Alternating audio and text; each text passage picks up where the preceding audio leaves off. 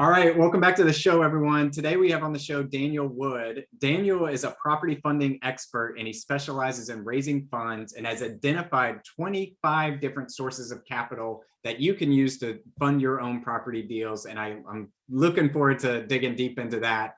In his business, he's raised over 15 million pounds or over $20 million of investment capital in the last 3 years of alone. Not only has he raised 15 pounds of capital, but he also teaches his students how to raise money to do their own deals through Momentum Property Education. In all of his research, in all of the research I've done, he's the only company to offer a 12-month guarantee on his education, truly putting his money where his mouth is. But we're going to let Daniel explain more about that. With that, Daniel, welcome to the show. Thank you so much. Honored to be here. I'm really excited to connect with the community here. Absolutely, absolutely. So Daniel, we like to start with the hard questions here. What's your favorite ice cream? Well, I've been preparing for this question. So in Sweden here where I live, we have an amazing ice cream, which is, we call it, it's dime chip.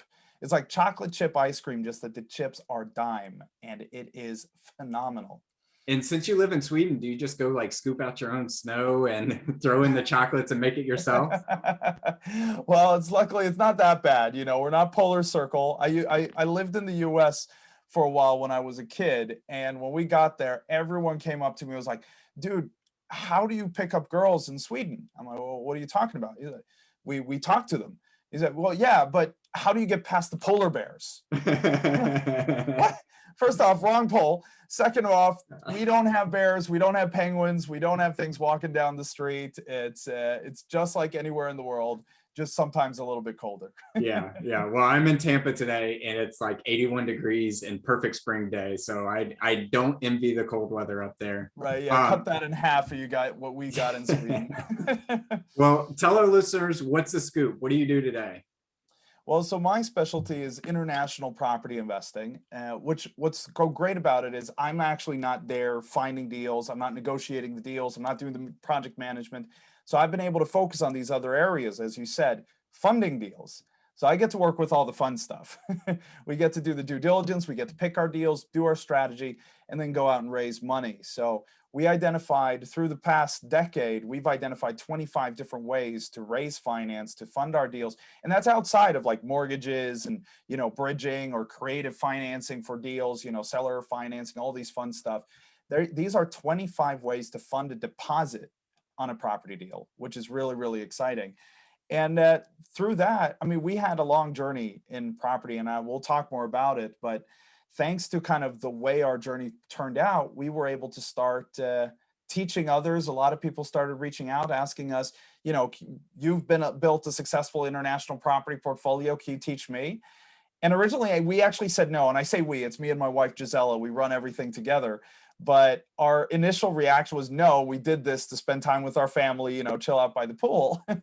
But it's hard to say no to someone who's asking for help. And we started helping people who'd reached out. And it just turned out to be so much fun, seeing people buy properties, seeing them growing their property portfolios. So at the beginning of 2019, we decided to start Momentum Property Education together with one of the most brilliant investors I've ever met, Lucas Brzezinski, who luckily joined us and helped us create this company.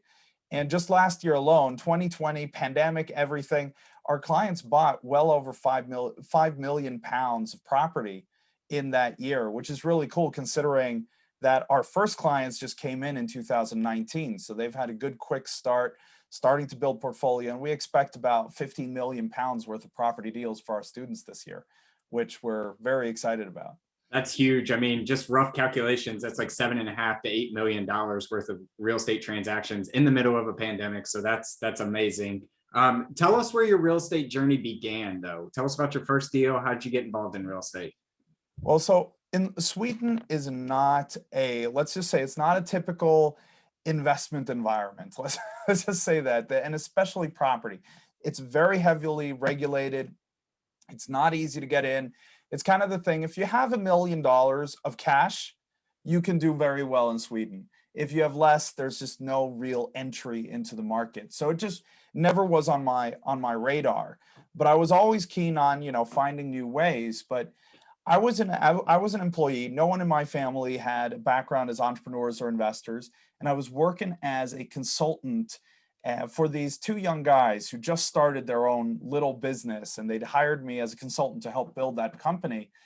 And as I got to know them, it turned out that they'd both been on the management track for one of the largest banks in Sweden, like literally slated to become CEOs one day. And like my dream career, right? And they'd thrown all that away to start this crappy little business. And so one day I confronted them. I'm like, guys, what's wrong with you? How could you do this? And, I wasn't the first person to ask that. So they just laughed a little bit and said, well, have you read the book Rich Dad, Poor Dad? And I said, well, no, I haven't. They said, well, read that book.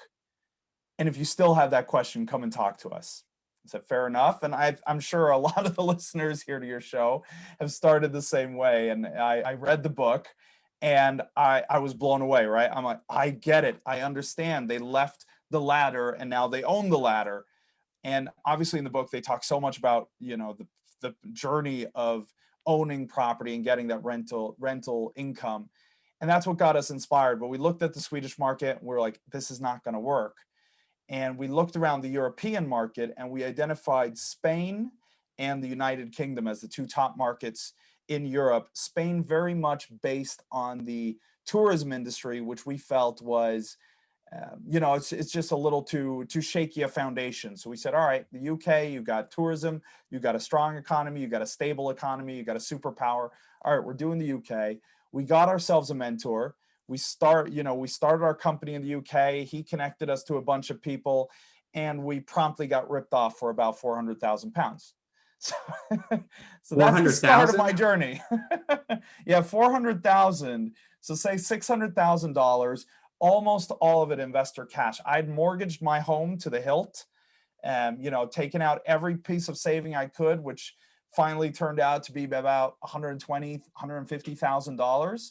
The rest was pure investment capital.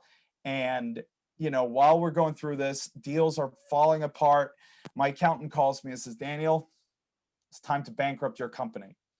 And I'll tell you, in Europe, bankruptcy is the ultimate failure. It's not like in the US where it's like, well, you got to fail 3 times before you become successful. Yeah. Great, you got it under your belt quickly. In Sweden, it's like, if you failed once as an entrepreneur, it's over, you're done. And that's kind of Europe overall. But he called me and said that, and I'm like, oh no, it's over. I failed. I got to go back to a job. All these people are going to hate me. And my ethics is I got to pay them back. So it's going to take the next 40 years of my working life, and then I'll retire as a broken old man. So this sucks. And I said, so what does this mean? He said, well, essentially what we'll do is we'll write off all that debt and you can start over fresh. I'm like, wait, what? I can start over fresh? He's like, yeah, we'll just write off the debt. You start a new company, you begin again. I'm like, wow, that sounds pretty good. And when you have that pressure on you, right, that stress, people calling you every day, and someone says, look, let's just start over, clean slate. Take what you've learned and do it again. It's like, oh my God, a blessing. But I asked that one fateful question where I asked, well, that sounds great, but if I'm not paying that debt, who will?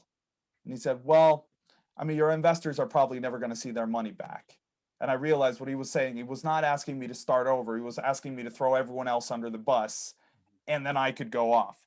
And so I said, no, well, we can't do that. I have no idea how we're going to turn this business around, but we're not doing that.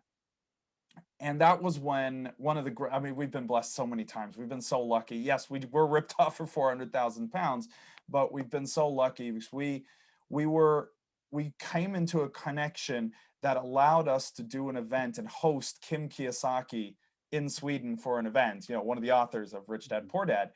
And so we met her and we took her out to dinner and we got to know her, and she actually became, guided us a lot and jumped on multiple calls with my wife and myself.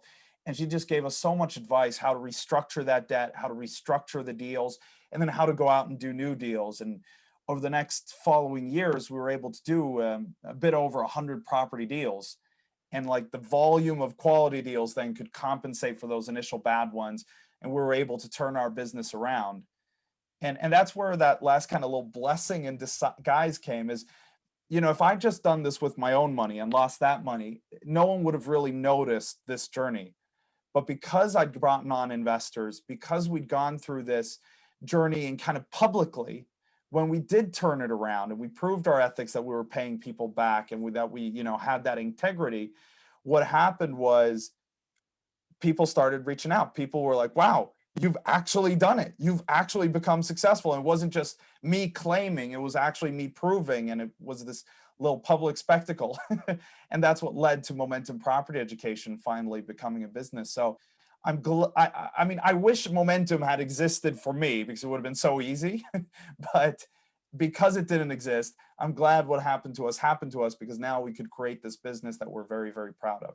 Yeah, that's it. So incredible story. I've heard bits and pieces of that as I was kind of getting to know you and doing some research and things like that. I hadn't heard the full story. That is insane. It's very similar to something that kind of led me on my journey. I worked at a W-2 job. It's not the job I work for today. And I was supposed to get a life-changing commission check, and I got the call that said, you're not going to get that. And so I felt very similar, like I was being bamboozled out of life-changing money. And it was the best thing that ever happened to me because it led me down a different journey. I got a quick question.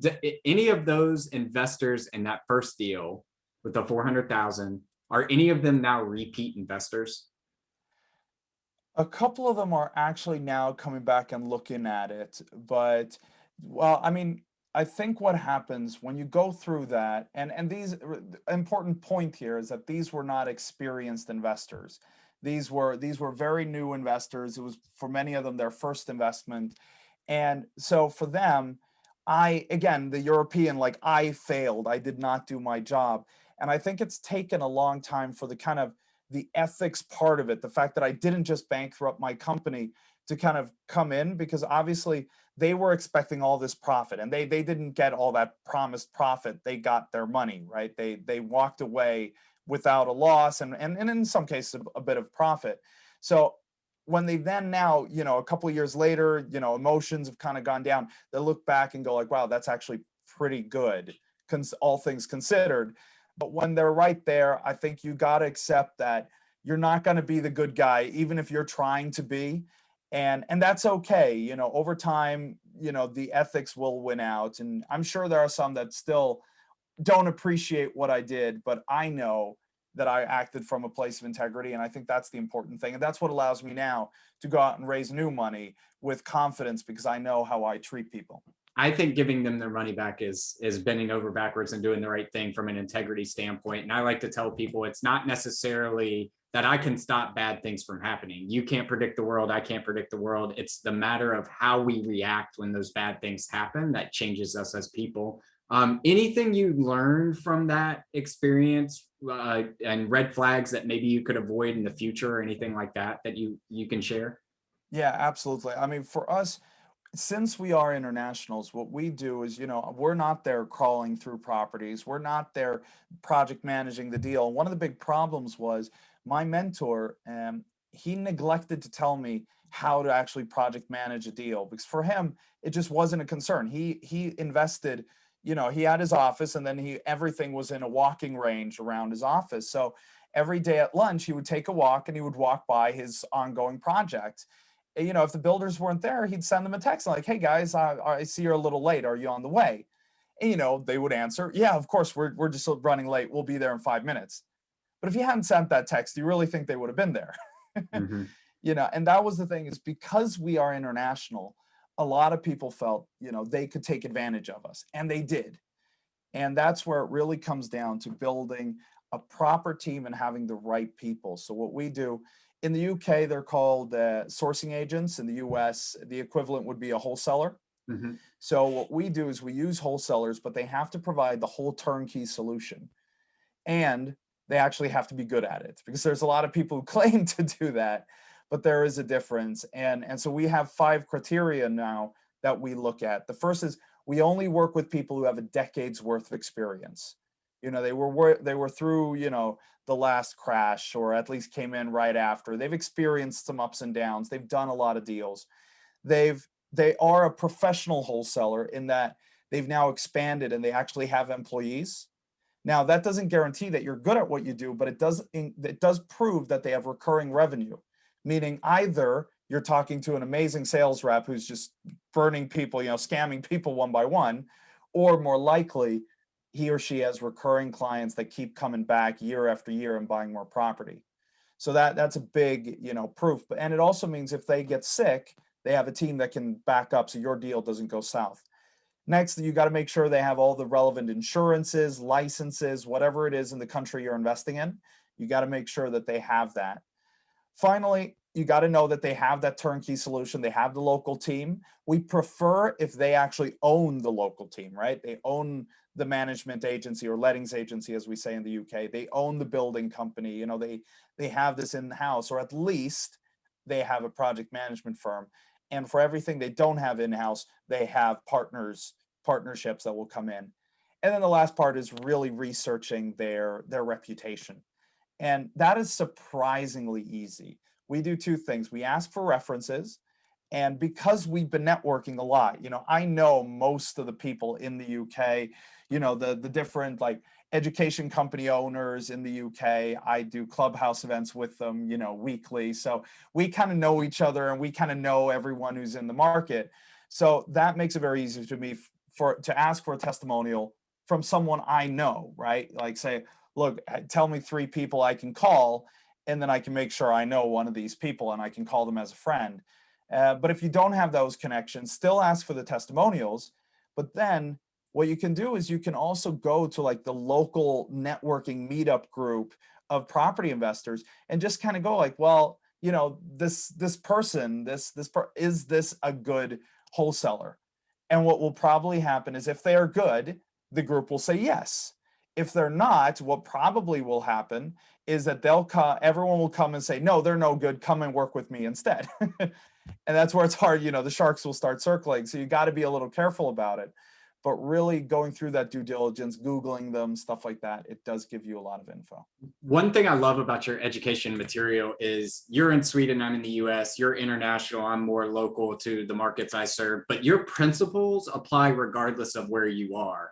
And the principle that I'm really hearing there are you have a select criteria that you're looking at that doesn't guarantee success with that individual, but it at least weeds out a lot of the noise. And I think one of the things that we all struggle with in today's society is there's so many options that we chase the shiny rabbit as opposed to saying no to the wrong things and maybe to the right things. And then the second piece of thing I would add in there is whenever I'm interviewing people to come onto my team or anything like that, I always ask the question for a reference. And then I say, hey, when I call them, what is the one thing they're going to say that you need to work on? And that way it just says, when I call them, so they know I will call this person and ask them, and it prepares them like, go ahead and tell me what they're going to say. And if it matches up, then I at least know this person's got some self-awareness or is right about them. So this is great. Then I want to dig into the 25 sources of capital because your principles apply regardless of where you are. We don't have really time to go through all 25 of them, but what are some of your favorite that you've kind of identified here? Right. So they all go from creative to boring, right? One source is just having your own capital, right? So there are the boring ones, but then you can get really creative with this. And there are the classics. You just raise money from investors, right? You do your joint ventures and stuff. But then you can go all in. And one that, we were bouncing around here before the interview is you could literally create your own cryptocurrency. You can follow on this really exciting trend that's going on in the market and create an asset-backed, property-backed coin that will generate a passive income based on the yield of the property portfolio. That's a really exciting thing to do. It does take a little work because I recommend you do it legally. I mean, literally, you can set up a cryptocurrency in like 10 minutes and then, it's there, but it won't be secure and it won't be legal. So make sure you do it right. But if you do it right, the trend, people love putting money into cryptocurrency. So why should they be running around giving money to all these other people? Have them give it to you instead. So that's a fun one. do you know anybody doing that today? Just out of curiosity. I mean, I know there are some different property-backed cryptocurrencies now. We work with a crowdfunding platform that is based on a blockchain and based on cryptocurrency. So it is an offshoot of it, and we're partners. We work with them very closely, and we finance our clients' deals through it. which is really, really cool. It allows us to finance up to 80% of our clients' deals. So when you go through our education, we don't just teach you how to do it. We don't just teach you, introduce you to the right people. We'll actually put our money at stake and we'll actually finance your deals as well, which I really like. But then I'm working right now with a couple companies to kind of get this done in Europe. I believe it is actually easier in the US to do it. And I believe, like with everything, it's a little, everything has gone a little further in the US. What we're making sure to do, technically, I could set up a cryptocurrency very easily, but we want to make sure it's EU regulated so that we can go out to even retail investors and raise money and really build a big, secure, real cryptocurrency out of it. So it takes a little more work. It takes a little more of an investment, but it's been an exciting journey to work on.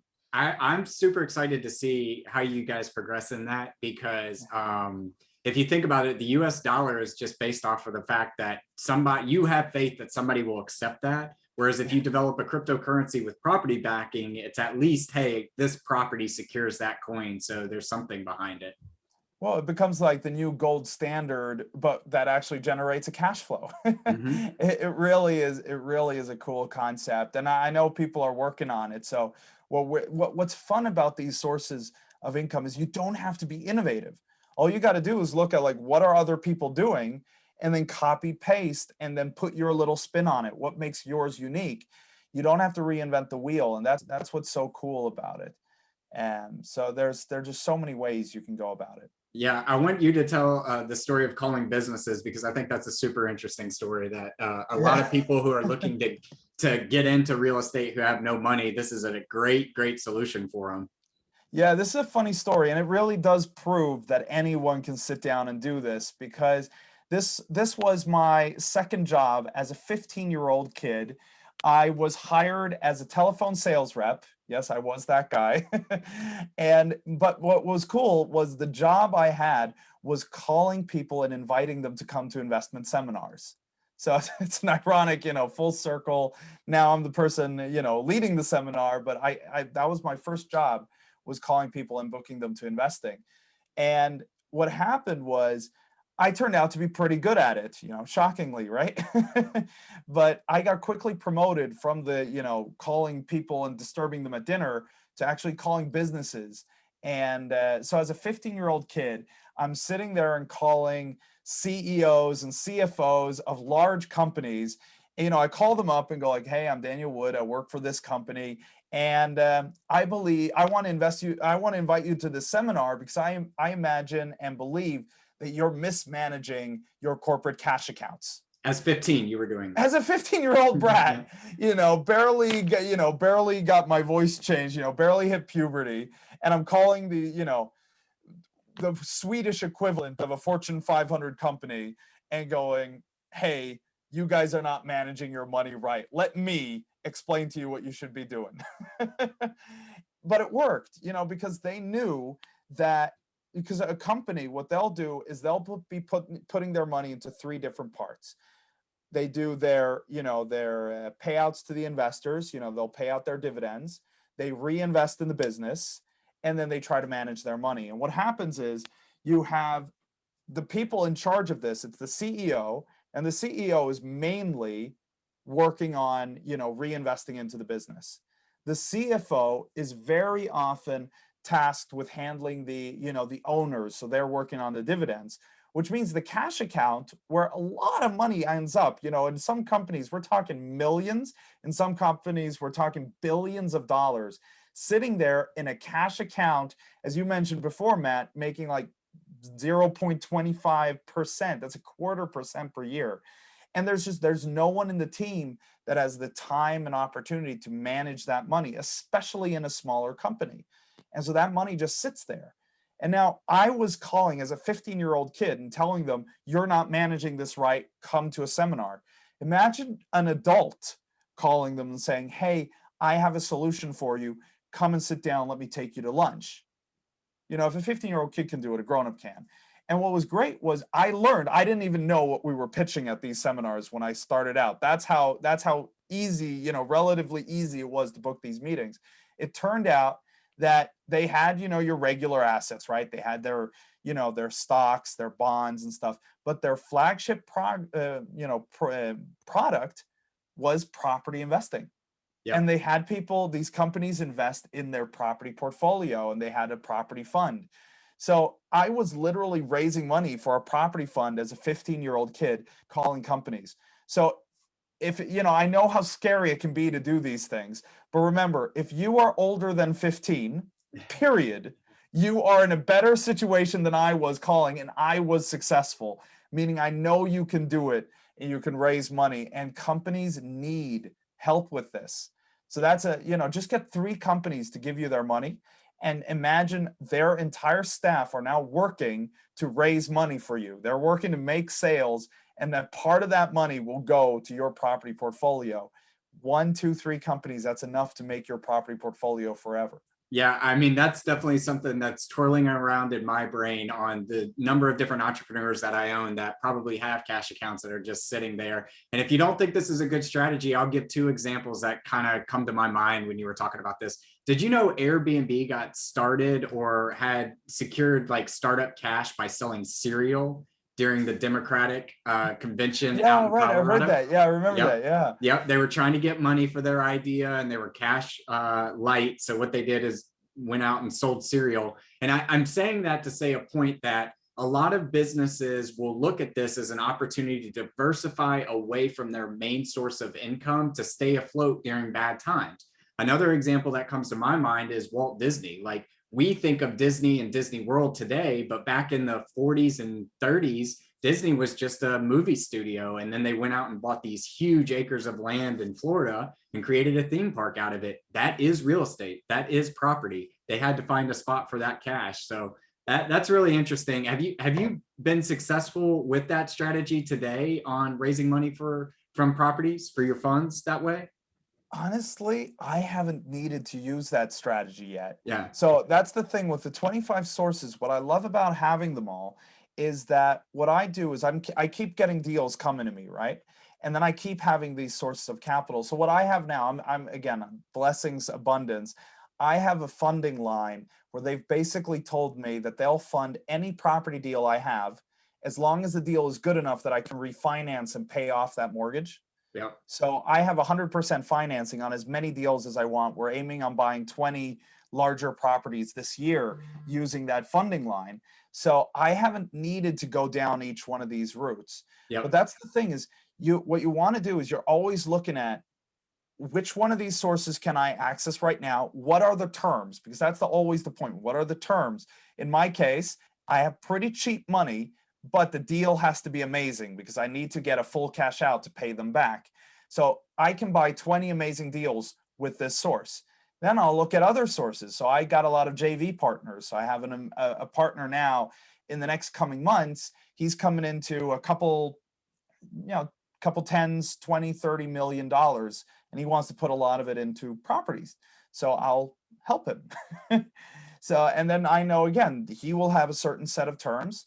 And then I go out to my sourcing agents or my wholesalers and I find the deals that match. But they can go the other way too. Sometimes I'll get a deal on the table. So we're doing a development right now in Manchester, in a suburb called Stockport. We got this property, Central City. It's perfect location. And I got the deal on the table. And my partner or my friend who became my partner said, look, we need £1 million to be able to do this deal. I need it quickly. Can you go out and raise it? I looked at the deal and basically we're turning it into a hotel and the returns are just off the chart. They're amazing. And so I said, yes, I'll figure that out. Let's do this deal. All right, which one of the 25 sources can I go to get the 1 million? And in this case, I landed on, well, let's just get some JV partners. And I put together like a syndication of 10 investors that funded the deal. And so we did that, and I was able to do that in about 3 weeks. So it all depends on where you are. So if you have the contact, what we do is that it's a list. It's on our YouTube channel. So you can find the 25 sources of capital on YouTube. So you just go to Momentum Property Education on YouTube and you'll find it.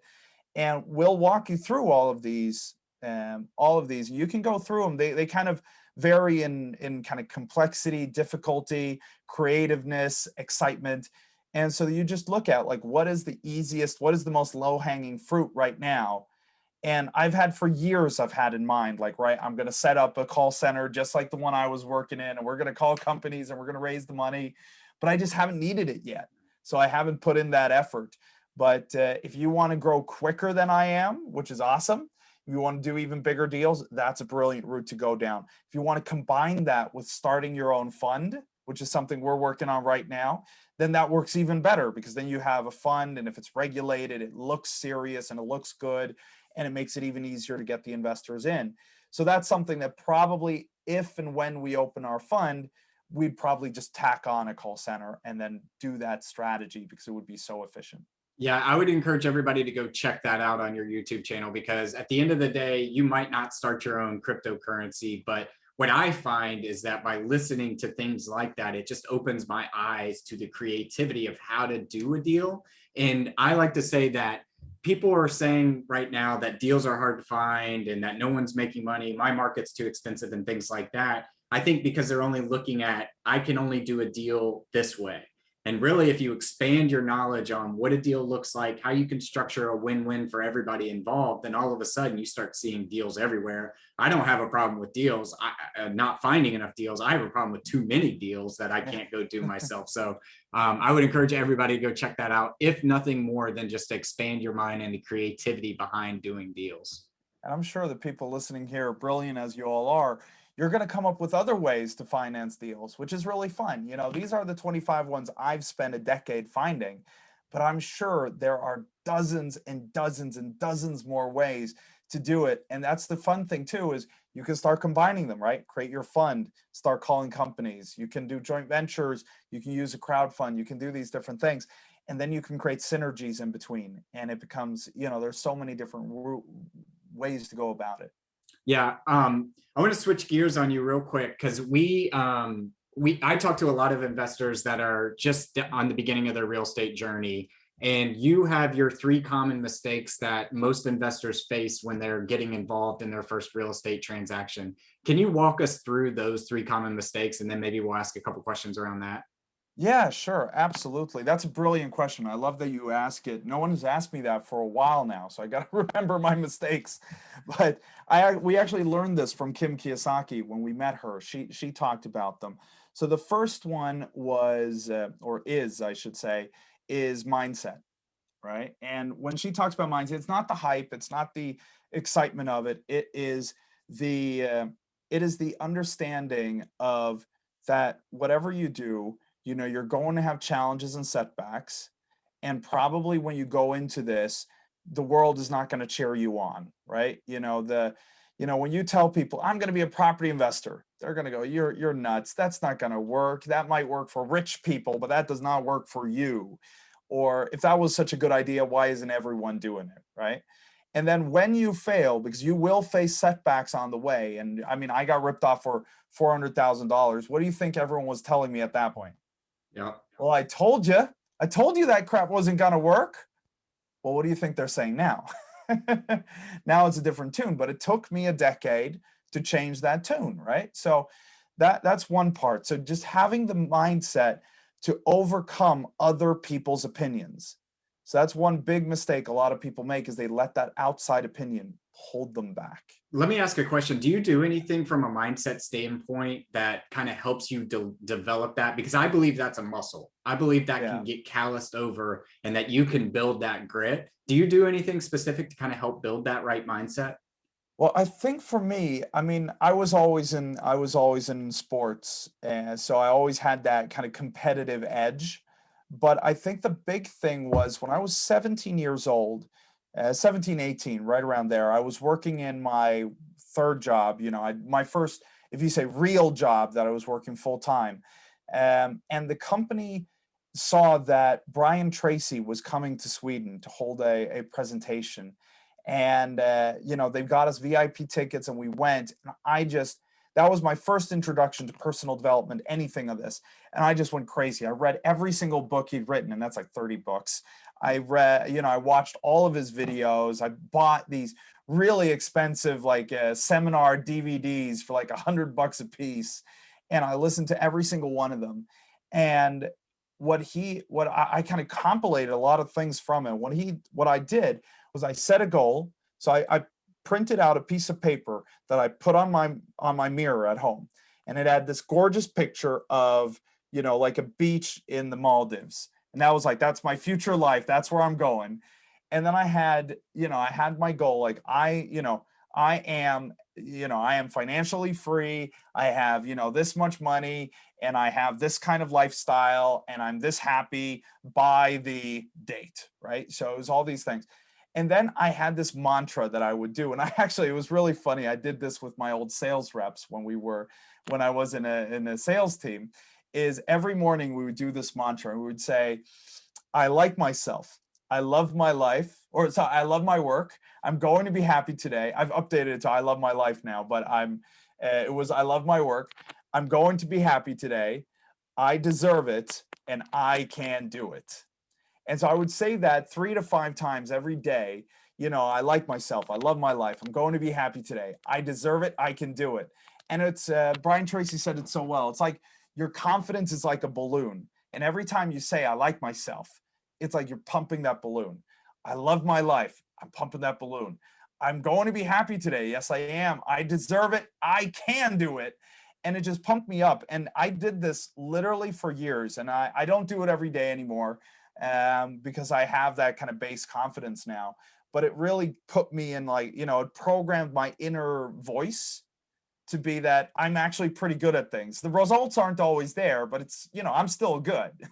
Yeah. And so I have that confidence. And we do that a lot with the kids too. We'll do that mantra, and, you know, they'll shout it out with us. And I think it just creates that base confidence level. I'm smiling ear to ear right now if you're not watching the video, because I'm an Ironman athlete. So 2.4 mile Oh yeah. swim, 112 Oh, mile I've done that bike, too. I've 26.2 done mile run. triathlon.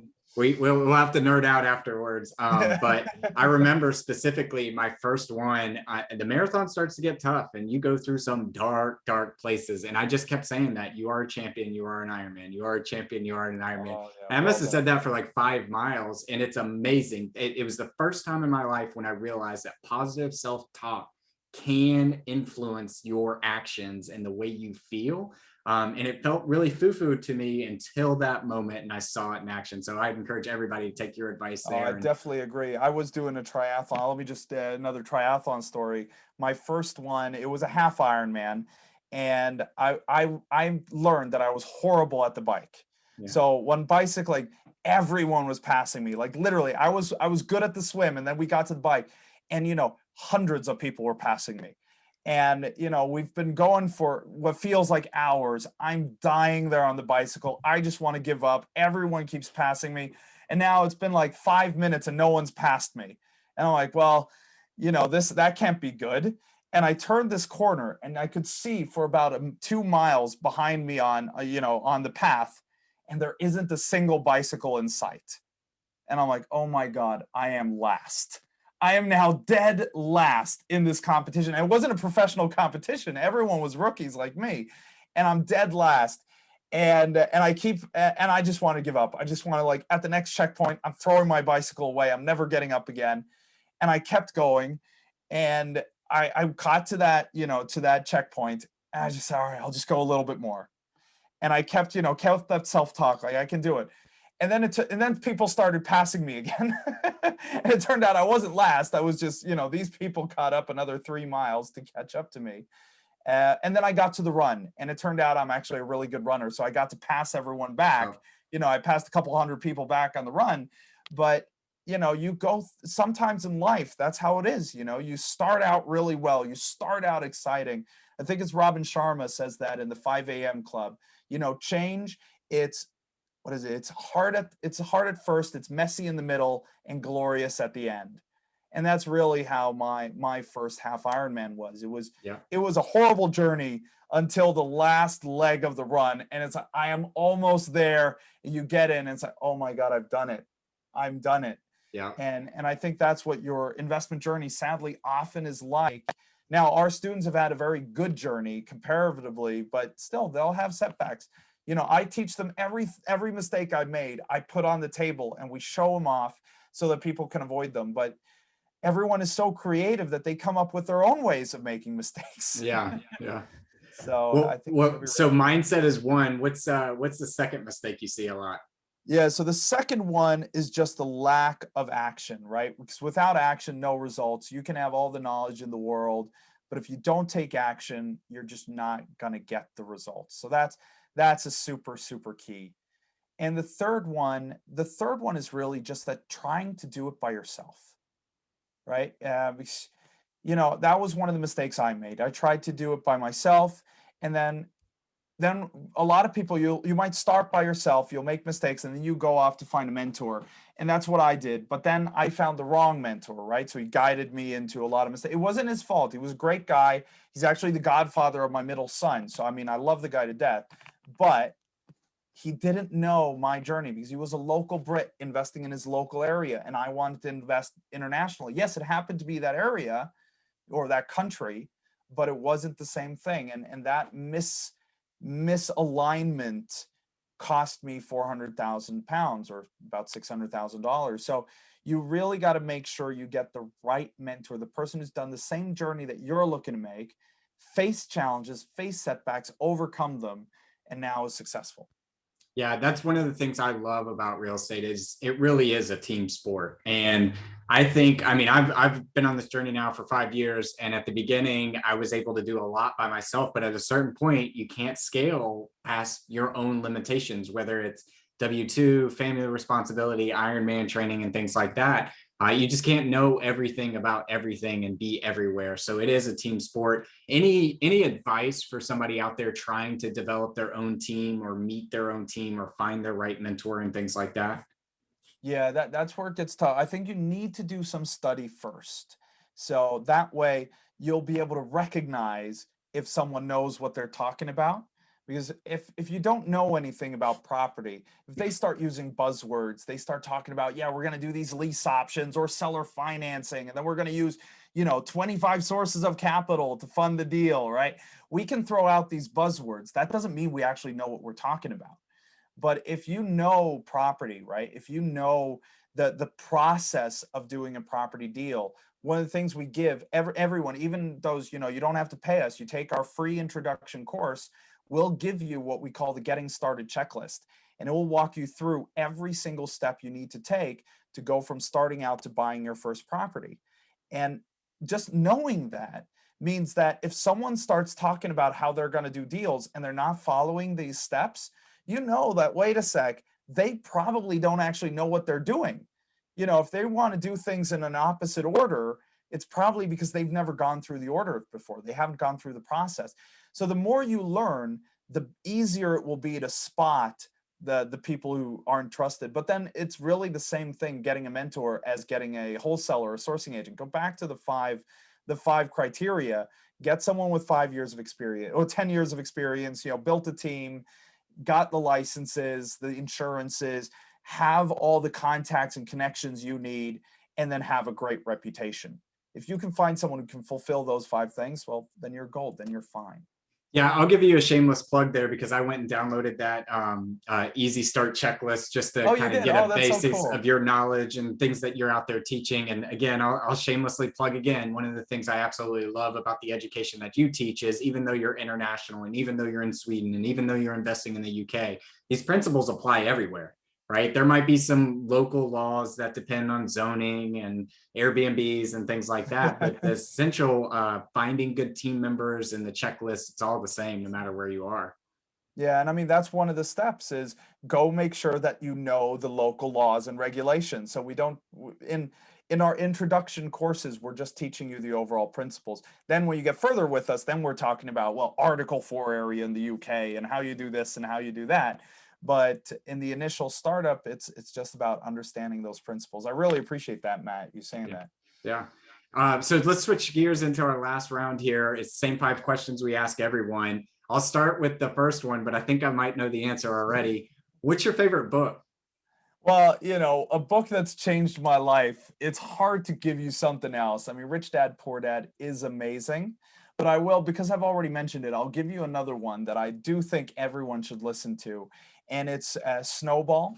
It is the Yes. biography of Warren Buffett. It is so cool hearing his story step by step So yeah, I highly recommend that one as well. Yeah, I finished that at the end of last year, and Oh, you did? Oh, yeah. it's a dense book. It's 800 pages, so It's grab you a big old cup of coffee because it's going to take a Yeah, minute. I went Audible on it, and actually it's very, very well narrated, so it is a very nice listen.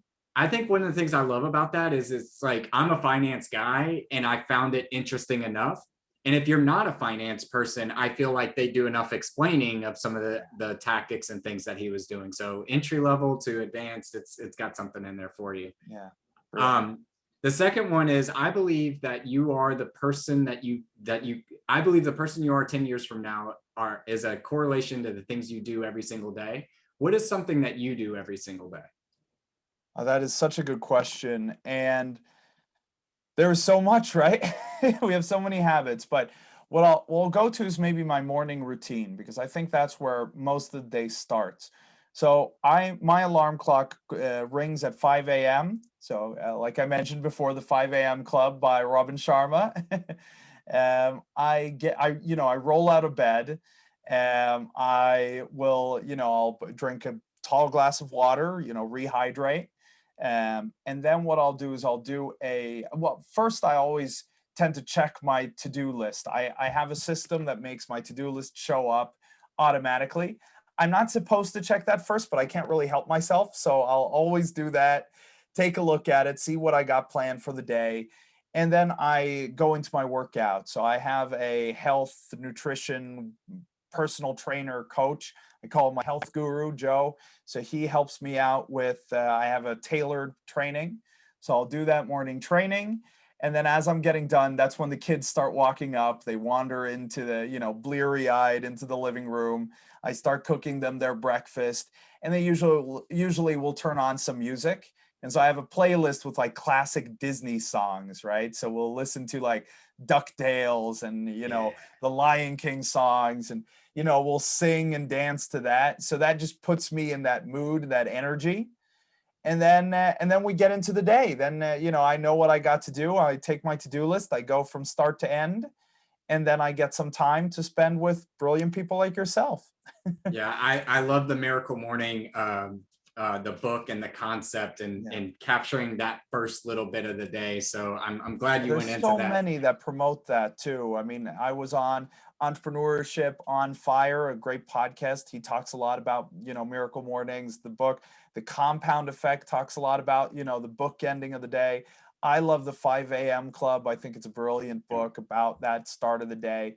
And the thing is, lots of people are talking about it because it actually is really, really valuable. It's not just a trendy thing. It's something that most successful people do. They get up early. And I've started to I mean, a few years back, I had a really hard time. I'm not a morning person naturally. So what I did was I put my alarm clock on the other side of the room, and it forced me to get up. And over time, now I wake up, now I can barely sleep past 6 a.m. even, when I don't have an alarm clock. Yeah, yeah. So what is the next question is, what's the best piece of advice you've ever received? Oh, that is a hard one. I actually, you know what? I got a great story to that. So, right in the middle of this situation we were going through with the finances, I was stressed out of my mind, right? When we'd lost those 400,000 pounds. And, we were working so hard to try to turn things around, but, people were calling, asking for their money. I was afraid of, can I take care of my family? And I sat down with a man, he's a management consultant called Stephen Moranville. And what's really cool about Stephen, he's blind, but his whole concept is venture. I think it's venture with vision.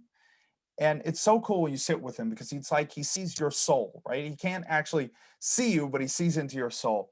And I was telling him about this. I was telling him about how stressed I was, how I wasn't sleeping, I was afraid for my family.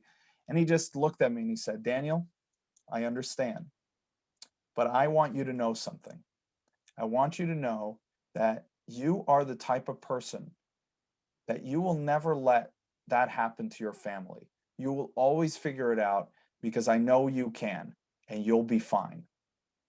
And it was like a weight just lifted off my shoulders. And I said, all right, Steven, I'm doing it. Let's go do it. And I came out running, and that was one of those flash points where life had it was a crossroads. I could have just said, no, you know what? I'm giving up. I'm gonna go back to a well-paying job and I'll be fine. Or no, you know what?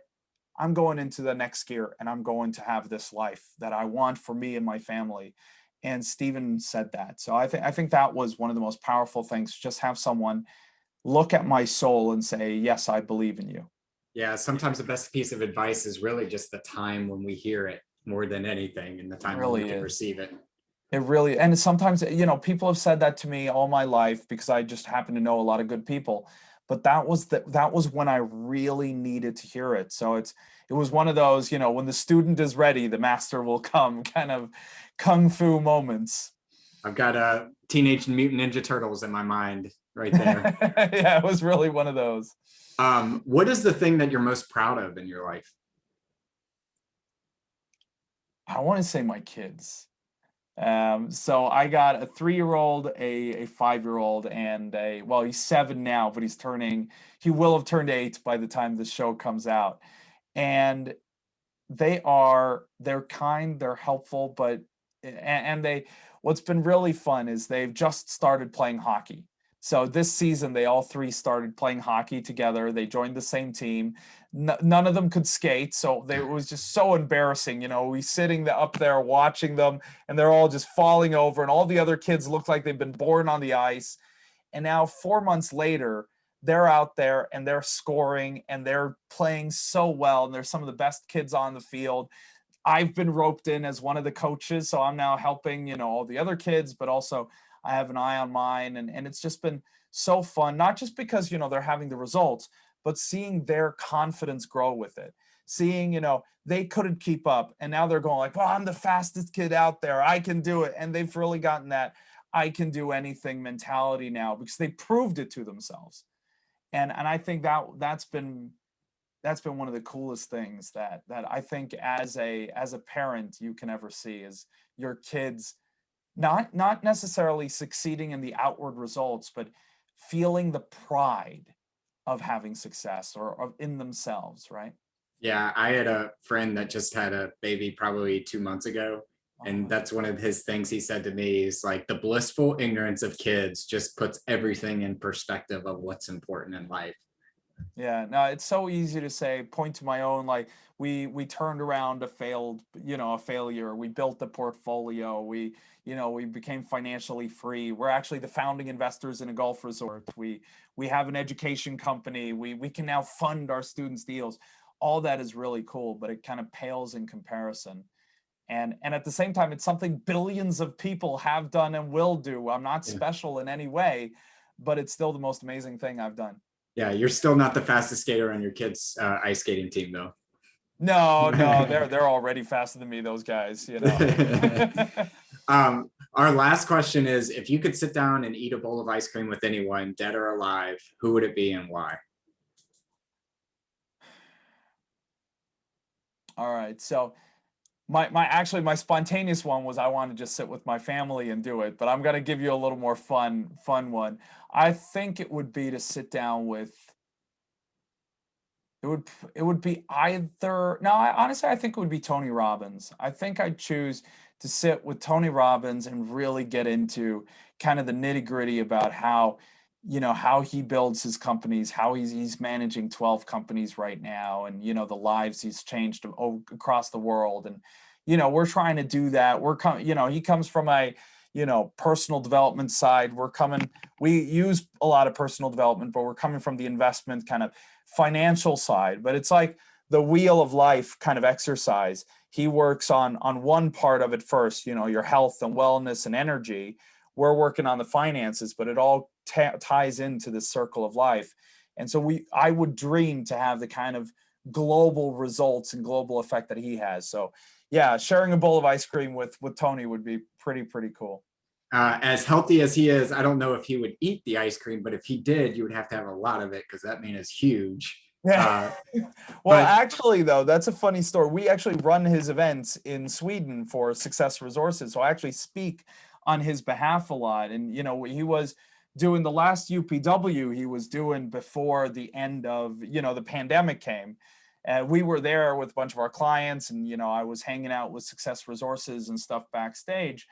And he actually told a story about how he met his wife, and they were on this amazing date together, and they'd be talking about healthy living and all these things. And then all of a sudden they get to dessert, and she orders this huge like ice cream fudge sundae. And he's like, "What the hell are you doing? We were talking about all this health stuff." And she basically just looked at him and went, "You know what? Get that big stick right out of your ass." Pardon my French. That's a quote. And, I'm going to eat my ice cream. And for him, he actually realized that, well, you know what? There is there is something to being said about being too extreme. You got to cut yourself some slack. So I will choose to imagine that Tony will make an exception because he'll have the honor of eating ice cream with me. There you go. And if not, you could repeat his wife's advice to him. Exactly. I'll tell him, "I know your wife said this," and I'm going to quote her because she's smart. Yeah. Well, Daniel, this has been fantastic. Again, I think even though you're international, a lot of your principles that you teach and you talk about apply regardless of where you're investing or what specific niche you're investing inside of real estate. If our listeners wanted to find out more about you and some of the educational content that you produce, where's the best place we can send them?